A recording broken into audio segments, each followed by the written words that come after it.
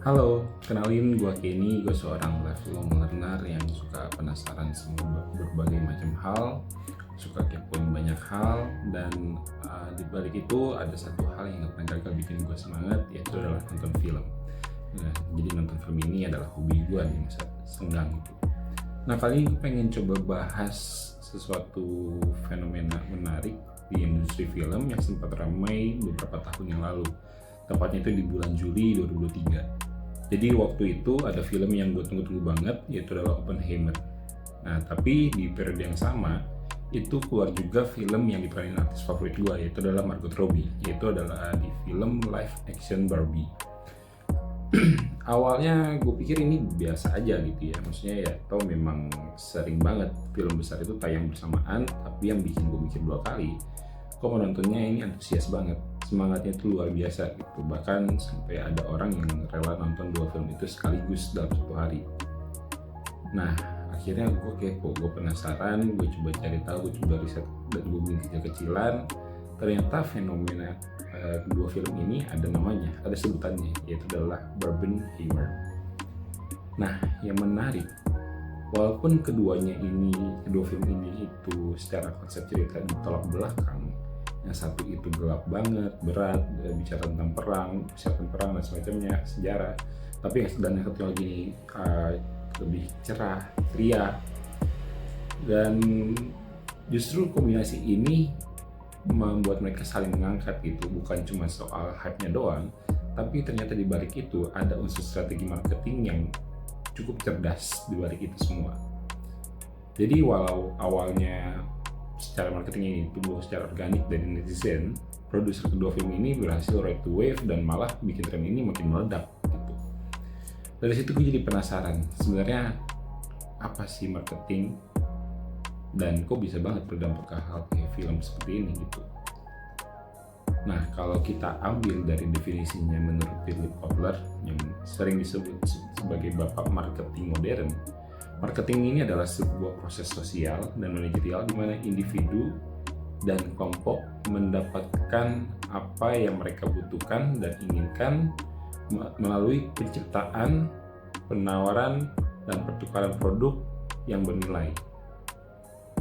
Nah, itu adalah konsep marketing secara umum yang disampaikan oleh Philip Kotler. Tapi kenyataannya, marketing ini sebetulnya udah terjadi jauh sebelum istilahnya itu muncul. Dari zaman dahulu, dari zaman perdagangan itu masih menggunakan sistem barter, secara prinsipnya marketing itu sudah dilakukan. Mulai dari penempatan barang di pasar, kemudian promosi dari mulut ke mulut, dan cara berdagang yang menarik pelanggan, ini semua sudah dipraktikkan oleh pedagang-pedagang pada zaman dulu, sebelum istilah marketing itu dikenal. Seiring waktu, marketing terus berevolusi, mulai dari era produksi dan distribusi massal, kemudian masuk ke era fungsional dan deskriptif, berlanjut lagi ke era konsumen, lalu era hubungan dan nilai pelanggan, kemudian masuk lagi lah yang terakhir di fase sekarang, yaitu adalah era digital dan data driven. Era sekarang ini, peran dua teknologi jadi sangat penting, yaitu adalah AI dan Big Data. Ini sangat penting dalam dunia marketing. Nah, ini yang ingin dibahas lebih dalam. Pertanyaannya, gimana sih sebetulnya cara AI dan Big Data ini bisa memainkan perannya yang penting tadi dalam strategi marketing di zaman sekarang? Nah, jadi kita mulai dulu dari Big Data. Apa itu Big Data? Big Data itu merupakan sebuah kumpulan dari data-data yang sangat besar, pergerakannya sangat cepat, dan sangat kompleks. Dan dalam konteks marketing, data ini bisa datang dari mana aja, mulai dari media sosial yang biasa kita gunakan seperti Instagram, TikTok, semacamnya. Kemudian transaksi pelanggan, misalkan dari marketplace, atau mungkin pencarian online dari search engine atau yang lainnya, atau sampai ke perangkat pintar atau Internet of Things atau IoT. Nah, contoh paling gampang, kita balik lagi ke fenomena Barbenheimer tadi. Semua komentar, meme, dan diskusi soal dua film itu yang muncul di internet, itu semua merupakan data. Ketika dikumpulkan dan dianalisis, sentimen masyarakat ini bisa jadi big data yang bisa membantu tim marketing untuk ambil keputusan yang lebih tepat. Lalu datanglah AI, Artificial Intelligence atau kecerdasan buatan, yang berperan sebagai mesin untuk mengolah data-data yang besar tadi atau big data tadi. AI ini dirancang untuk menganalisis data dalam skala besar, termasuk big data tadi, dan dalam marketing, AI bisa bantu dalam berbagai hal. Seperti yang pertama itu memahami perilaku konsumen atau consumer behavior secara real time. Jadi dia bisa menganalisa lebih cepat. Kemudian membantu segmentasi audiens yang lebih akurat dan lebih presisi. Kemudian mendorong kampanye atau campaign yang lebih personal, yang bisa dipersonalifikasi dan lebih relevan. Kemudian memprediksi perilaku konsumen tadi, dan yang pastinya mengoptimalkan anggaran marketing supaya lebih efisien dan ROI-nya maksimal. Nah, ini yang terakhir ini yang biasa korporat atau perusahaan-perusahaan suka gitu ya. Nah, produk nyata dari kombinasi antara AI dan big data ini bisa kita lihat dalam bentuk contohnya otomatisasi iklan yang tayang sesuai waktu dan audiens yang tepat. Kemudian facial recognition untuk iklan digital yang disesuaikan di toko offline.